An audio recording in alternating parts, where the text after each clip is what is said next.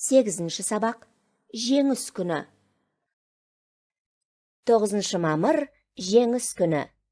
Қазақстан халқы бұл мерекені атап өтеді. Ол күні біз ардагерлерге көмектесеміз.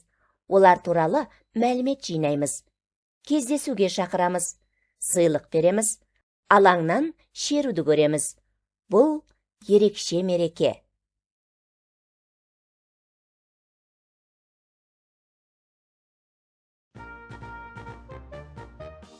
Алан, мына ескерткіштегі кім?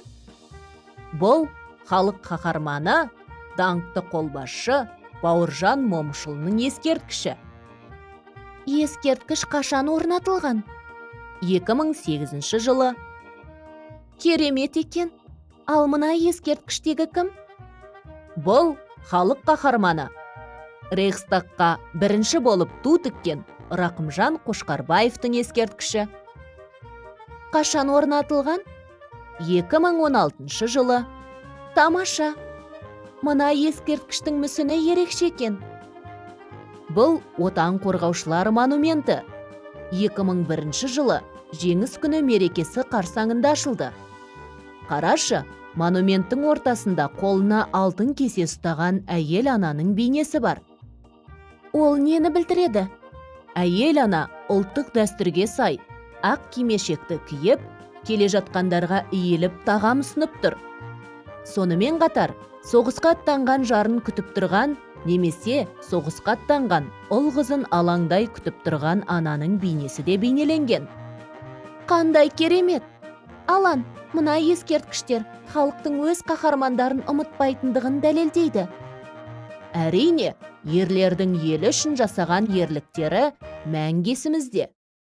Жеңіс күні алтын тулар желмен ойнап, қуанышты ұлғайтамыз. Жеңіс күнін жылда тойлап, жеңіс әнін жылда айтамыз. Жеңіс күні болсын құтты, батырлардың ұрпақтары.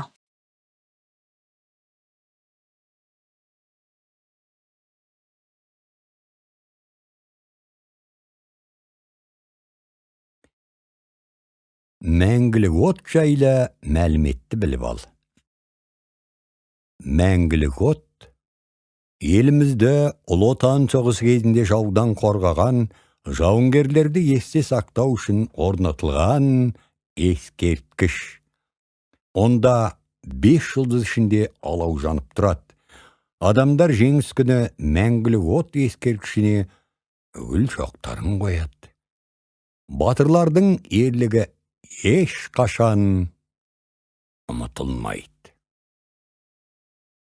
Ерлікке толып өткені ұмытылмай тұрды ерісі. Соғыстың соңғы көктемі, солдаттың ақтық жеңісі. Салмағын содан ұғасың, жеңістің білсең бұл күнін, осынау күннің куәсін. Құрметтей ұрпақ, жүр бүгін деп, ақын Ғабиден Қожа Ахмет жырлағандай, батырларды ұмытпайық.